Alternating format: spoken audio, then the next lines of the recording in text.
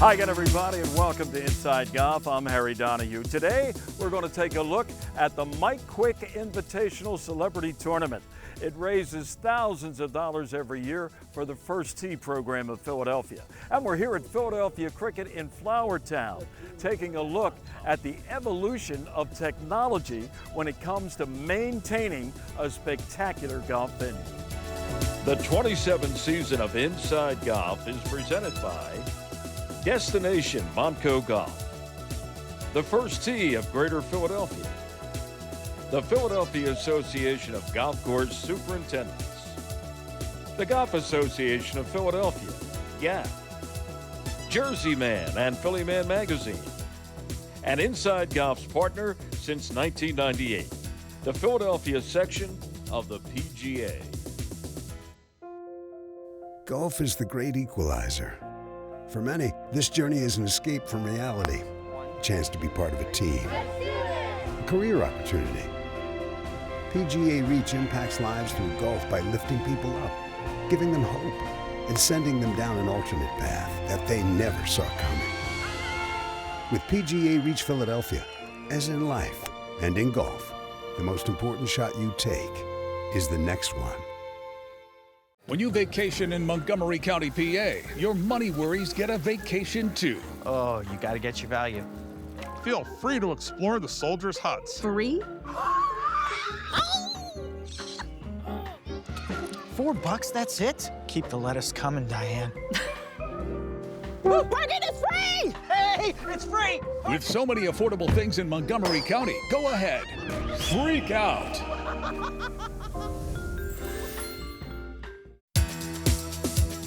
Welcome back to Inside Golf. Welcome back to the Union League at Torresdale. Here we are for the 9th annual Mike Quick Celebrity Golf Invitational to benefit the First Tee of Greater Philadelphia. And we're here with the president, Bill Hyman. Beautiful day, Bill. Oh, it's a great day. Yeah, couldn't ask for better weather. In more ways than one, right? 9 years the First Tee has been holding this. This is what, the 4th year at Union League Golf of Philadelphia at Torresdale. And how many golfers we have today? We have 140 golfers, so we sold out. It's a great problem to have. Great problem to have. Mike helped supply some of the celebrities that will be here today. As you look at it, how has this thing grown in terms of popularity? Are a lot of these 140 golfers people who have been here multiple occasions in the past? Well, when we first started out, we struggled to get 18 groups. We struggled to get 10 kids to help us with caddying. Today we have 60 kids out caddying. We've got a full field. We've got celebrities that we had to turn down. So there's a lot of momentum around the First Tee and all we're doing. A lot of people want to help us and help support the great community programs that we have in the greater Philadelphia area. It's no secret, I don't think, to Philadelphia and the country that the First Tee of Greater Philly is really in a growth stage. Oh, we are. And every day we inspire the staff, say, hey, let's impact one more kid. Let's try to raise one more dollar. And when we do, we're able to impact the local community and help our kids reach their fullest potential using the game of golf. So you come out and you meet any of these kids, you'll know that the programs are working. And they're going to play the lifelong game of golf, and they're going to have learned life skills, which is most important. More important than golf, the life skills that they learn will set them up for success in life off the fairways. Well, it's Freddie Mitchell. He's been involved in Mike Quick's Celebrity Invitational, and of course, he never has to go anywhere in Philadelphia without asking him about 4th and 26, Freddie, right? What year was that? Brett Favre's final game, right? His final game, I guess you would say we put him away, 4th and 26. Donovan McNabb threw a great pass to me. I took advantage of my opportunity, and then I thanked my hands for being so great. Well, that will go down in infamy, okay, as a day that Eagle fans will never forget. Tell us about your golf game. How long have you been involved with this Mike Quick event? Well, with the First Tee, the community needs it. They need to get away from all the distractions that, society brings, and just to get out there and just better yourself. And I see kids doing that every day, and it's been such an amazing event for inner city kids and just kids in general. Me as a kid, I was fortunate enough to work on a golf course. Really? Yeah, I worked on a golf course when I was little, and would dig out sand traps and maintenance though. So I had to work my way up the hard way. I've never really got to golf the course until I came back and was a professional athlete. So I had to earn my way. Well, this guy drafted in 2000 by Andy Reid. and played almost his entire career with the Birds and will never, ever be forgotten by longtime Eagle fans. Great to see you, Freddie. Thanks for having me. I'm a big fan, too. Keep doing great work. I love it. I love seeing you. See that? I didn't pay him either for that. Good to see Love you. you, brother. Talk to you later. Bye, Philly. Well, this is Dave Shields, and you're the caddy manager for the First Tee of Greater Philadelphia. Dave, how many years have you been involved with the First Tee? This is my second year doing this job, and I got about 100 kids that we've trained and put out about a dozen courses in the local area. Okay. You yourself do a little caddying over at Philadelphia Cricket Club, right? So you know hands-on what it's like to be a caddy. Hands-on, yes. My 8th year at the Cricket Club. Love that place. They treat me really well. And we have about 20 First Tee kids there caddying now. Really? So you take a look at what you have, the kids, you say you have 100 kids or so involved in the program, and then you make some phone calls to caddy masters at different clubs around the Philly area and try to get them hooked up. Yeah, that's exactly right. So I try to find out where they live, reach out to the caddy managers, say, hey, I've got a First Tee kid, he's he or she, and we have about 20 girls in the program now too. Looking to caddy this summer, can you fit them in? And basically, the caddy managers around here have been great, and what a great area. I mean, there's so many clubs that have caddies. I feel so blessed to be in this area. Well, they're lucky to be exposed to the likes of this guy, Dave Shields, helping kids learn about the game, but learn some lessons in life at the same time. Thanks. I appreciate it. Thanks. Well, it's the Mike Quick Invitational, and he happened to invite his partner. I don't know how many years they've been partners, but Merrill Reese is here as well. Merrill, good to see you. Good to see you, Harry, and it's good to be with Mike, who has been in the booth now. I think this is your 26th year. Oh, you had to say it. 26 years. Harry, I have to tell you, Stan Walters had left to go to Europe with his family, and I called Mike, and I said, Mike, have you any interest in doing the color on the Eagles broadcast? And Mike said, what are you, crazy? And he's been doing it ever since. Right. Well, was it an easy transition to get out of playing and all of a sudden talking about the game? It wasn't easy, but once I figured it out, then it became just very comfortable. At first, it took a lot of work because it was new, and Merrill hadn't written the book yet on how to do it. Now there's a book out there. Now there's a Oh, he's the longest tenured play-by-play announcer in the NFL, right? Only 48 years, Harry. There you go. Yeah, but the guide wasn't there then, so I had to figure it out, and it's just been a blessing. Well, today we got a beautiful day. We got a lot of your friends are here, Merrill's friends playing. We talked to Freddie Mitchell a while ago. The energy that you display for the First Tee, first of all, you don't do it on a part-time basis. You are heavily involved as president of the First Tee of Greater Philadelphia for a while. So I joined the board of directors probably 10 years ago, and at the time there wasn't a golf tournament for the First Tee, and I thought that was just crazy. So we put together this tournament, and it has grown each and every year, and I'm fortunate to have people like Merrill and a bunch of the other celebrities that come in. They lend their time, their support to what we're doing in an effort to make things better for the kids in our program. Right. Merrill, good to see you. You're polishing up your game. You hit some balls already? Yeah, I hit a few balls. I just love to play. I just love it. We know that. Almost as much as you love saying first down Eagles or something. Right? Almost, but that's still number one. All right, guys, thanks very much, Mike. Harry, Congratulations thanks again. for always being here. Have a great season, guys. Thanks, all right. Well, it's always great to be around the people from the First Tee, people like Bill Hyman and Mike Quick, for what they do for the kids, not only in a golf-related way, but getting them ready for the game of life. All right, stay with us. There's more to come here on Inside Golf.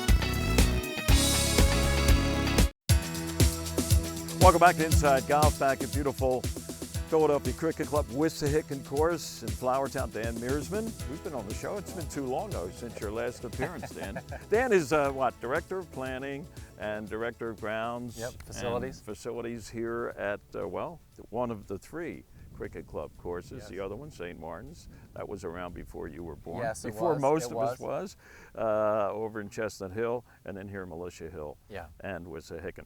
You know, every industry has seen changes in the way things are done.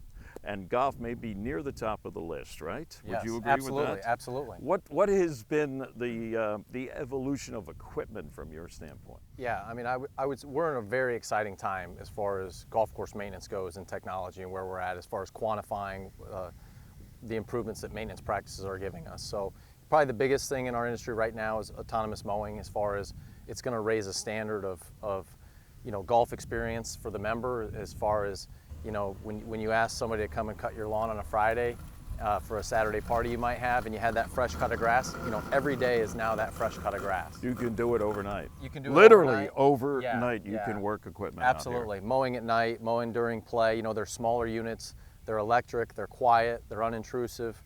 That's been fantastic. That has allowed us to take our labor, steer it back into the in-play areas that members care most about, and improve that as well. So a good example is during COVID, when rounds of golf were going up a little bit, we moved from kind of filling divots with soil and dirt to doing more plugging with turf. That's been a huge improvement for us. And so there's a lot of exciting things in turf right now as far as making improvements. I think in the future, when memberships want to make key decisions on their golf courses, they're going to have a lot of data behind those decisions. Right. And this explosion in technology, you mentioned, for instance, how it can be done on a 24-hour basis. Yeah. And it really hasn't impacted the amount of staff you have, because they can be doing other things now that in the past they were limited to doing. Right. Most clubs want to have the best conditioned golf course that they can have. And so what we're finding from an industry standpoint is that most people aren't using it as a labor savings. They're using it to reallocate that labor to make their club as best as it can be. And so I mentioned that, our divot plugging versus divot filling. Some clubs may choose to re-roll greens in the middle of the day, given the afternoon play, the same experience as the morning play. There's a number of different things that you can do with that labor. And we were very fast to tell our employees that as well, that while that potential exists for clubs that are just trying to get by, for clubs that have the resources, have the resources to do it, to get involved in it. Yeah, and I think that it's especially going to happen in major markets around the U.S. where you're in a competitive setting, all clubs want to be good, and everybody has to kind of get to the new standard. So we were fortunate where we had some good relationships early with the national vendor. We went big and strong out the gate. We were kind of quietly playing around with a couple units going back to 2020. So we were able to jump on this really fast on a large scale. Sure. And like anything else, I guess, is it going to be one of those things like flat screen TVs, when they first came on the market, they were almost prohibitive in terms of price. Eventually, though, they became open to just about anybody who wanted one. Is that going to be a similar situation, do you think, with some of the technology now? Yeah, I would say it already is. I mean, if you look at the size of the units, they're simpler units, they're less expensive units. Now, you need more of them, but it's not a tremendously strong investment that you have to make to get started with it. I also really like it because more of our staff can be trained on how to take care of them. It's not just one person. It's not just one person. You used to have an equipment manager that was very specialized, and if a piece of equipment went down on a Saturday, you might not be able to fix that piece till a Monday. He comes back. Now we have 15 people on staff that can have a toolbox, fix the thing, or at least pick it up off the ground and bring it back to the shop. And we have more employees that are engaged with that aspect of the operation. So that's the overview. Let's take a practical look at exactly what some of this technology can do. Well, in the background we have Will Reese from your staff, Dan, and what he's setting up to do. Yeah, so Will is doing the stimp meter reading similar to the old methodology. So the GS3 ball is on that. Will's dropping the ball. Unlike what we used to have to do where we would pull a tape, two people would pull a tape, it's a one-person job now, and the reading goes right back to his cell phone and within the Deacon software within the USGA's app. Bang, instant. Instantaneous. Has it right on an app. Right on the app. Wow, how about that? Another improvement in the ball. Absolutely. They call this the smartest ball in golf. All right, we've seen what the smartest ball in golf does. Dan, what's Will setting up to do now for us? Yeah, so Will has now put the ball into the drop fixture with the GS3, and he's taken firmness readings. Wow. So we would take approximately 9 readings from the screen, get an average, and we would know how firm the green is today. Now, we don't want Will to have to walk all over the screen, but normally would he go to different locations on the same green to get this reading? Yep. And once again, it shows up on his app. Shows up on the app, and this could be, if you want to do every green 9 readings a piece, that could be pretty tedious. you generally will find you probably have 3 or 4 greens that are representative of your set of greens, and therefore you can do this all within about a half hour each morning. Now, you have 3 different golf venues here, 18 holes at Wissahickon, 18 Militia Hill, 9 at St. Martin's, and you have how many grass tennis courts over in Chestnut Hill? Absolutely, 21. And do they all get used? So we'll use the GS3 on the 3 golf courses. We have 3 courses built in 3 different centuries. So St. Martin's was built in the 1800s, and there's old push-up greens. We have California-built greens on our Militia Hill golf course, and we have USGA spec greens on our Wissahickon golf course. So what's really neat is all this data goes back into the USGA's Deacon software. So not only are we getting good readings for Philadelphia Cricket Club, but we're helping the USGA learn more about these different construction techniques as well, and how it relates to firmness. All right, Dan, time for you to introduce us to the autonomous mower. Okay, great. Yeah, we're really excited about this. These are electric, they're quiet, they really enhance the natural setting of a golf environment. Obviously, it doesn't require labor or very much labor to operate these. Just make sure they're charged. That's right. They don't call in sick. They don't, they're not at lunch too long. But no, in all honesty, when we made the decision to go this route, we told our employees that we were trying to enhance the golf course, that we were not going to be laying people off or reducing hours, and we've used that then to enhance other areas of the golf course. How does it know where to go? Yeah, so it's GPS operated through reference stations. The reference stations are posted up at various locations around the golf course. And you map the area that each unit is supposed to operate within, and then it operates within that, so it can operate within that boundary. Dan, a lot of positives to using this thing, but as you mentioned to me a little bit, you can elaborate now, with chemicals and things like that, whoever's operating can be 200-300 yards away from this thing and not be exposed. Yeah, the benefit of the drone sprayer is that it removes the operator from the chemical exposure, and so that's one of the major benefits. And then the other one is that we don't have tire marks or traffic marks in the native mid-season now. So this is a major benefit to the operation, both from a visual aesthetic standpoint and a safety aspect. You know what's amazing? This is one of the oldest clubs in the country, right? Yeah. Tillinghast design. What do you think Tilly would be saying now if he came back? And one of the oldest clubs has some of the most modern day technology right here at Philly Cricket. Yeah, Tillinghast would be speechless. We definitely never saw a day where a ground staff member would have to have an FAA license, that's for sure. Absolutely. Technology on steroids. That's almost, right. That's right here, as we've seen, thanks to Dan Meersman. Thanks for having us. Thanks for being here. Always a pleasure, especially on a day like this. All right, beautiful. All right, stay with us. Up next, our teed-off panel's ready to go. Our teed-off panel is brought to you by Lulu Country Club. And welcome back. Inside Golf now continues with our teed-off panel. A little breezy on the back deck today at Lulu Country Club in Upper Dublin, but it's always great to be here, be outside, and, talking golf with Sam Ambrose is here. Sam, thanks for interrupting your busy spring schedule and joining us. Appreciate it, you having me. Good to see you. Jim Sullivan always appreciates us. Can't At least lose that's me, what he Larry. tells us. Sully is our official host here at the Lou. Good to see you again, Sully. having me. Marty Emino, he's Director of Operations Communications at, like the shirt says, GAP, Golf Association of Philadelphia. You look like the kind of guy, oh boy, when you're not working, and there's like 28 hours in every Marty Emino day, where you like maybe to get away from it all, plan a little golf trip with some friends, and maybe include an event or two where you're going to be playing golf, or maybe 3 rounds of golf in an event. Am I far away from the target, or is that something you look forward to every year? I normally don't mix the two. So I it's normally either golf or in an event, okay. typically. But if I did mix the two, I would probably try to do something around. I used to work in the horse business a long time ago, so around like the Belmont Stakes. Wait a minute, we're getting breaking news here. Really? It's not breaking What did news. well, go ahead. I'll finish your Like something around the answer. Belmont Stakes, the third leg of the Triple Crown.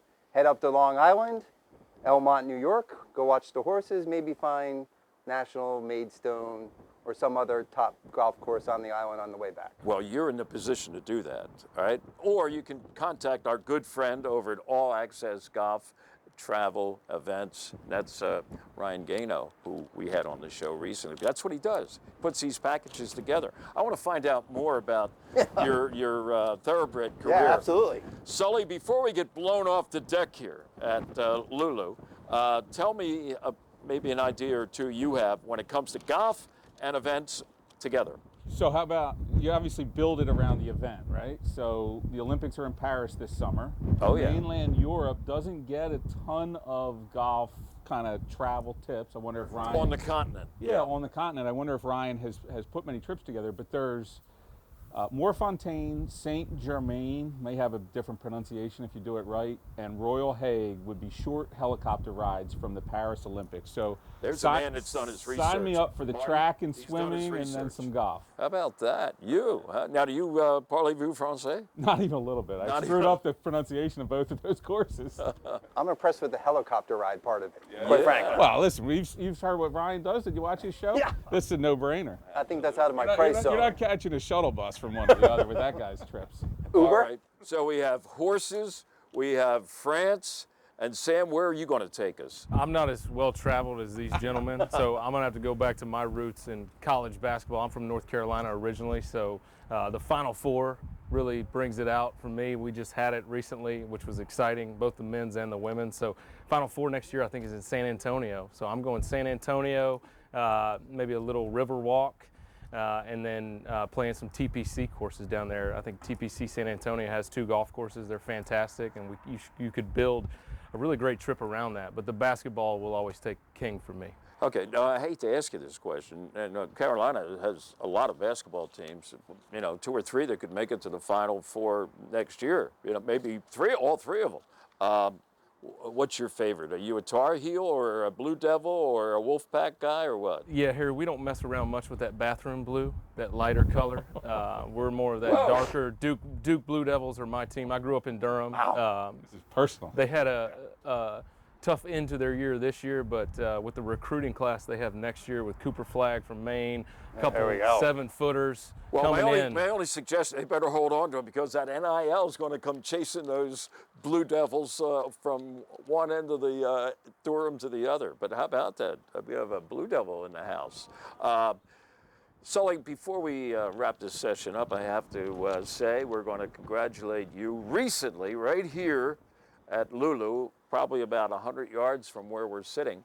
He teed it up and knocked it in the hole for career hole-in-one number 3. Thank you. Wow. Yeah, what a treat. What a treat. Now, if it was the same kind of wind we're having here, it would have enabled you to probably hit like a gap wedge. As it is, you had to hit into a 30-mile-an-hour straight wind? into at least 40-mile-an-hour wind. Most people had already bailed off the golf course for the day, but we kept on trudging along. You're a mutter, to borrow a term from Marty's previous... Right into the teeth of the gale, absolutely. Okay. Now, Marty. Yes, sir. In 30 seconds, tell me about your career in thoroughbred horse racing. Worked at the 3 South Florida tracks when there were 3. Like Hialeah? Gulfstream Park was, they had their own internal publication that I wrote for and handicapped for. Wow. Worked at Calder Racecourse in the publicity room and worked at Hialeah when Hialeah was running in the publicity room. With the flamingos out there in the infield? Awesome. I was there. How about the Melbourne Cup? That would be a good answer for this question. That would Melbourne be Cup a good and answer. then the Sandbell golf courses. I will say a couple years ago when the Breeders' Cup was at Santa Anita, I flew out there with my buddy, went to the races, then drove overnight to Monterey to play Spanish Bay, San Francisco Golf, and Cyprus. Wow. So that was a pretty good trip.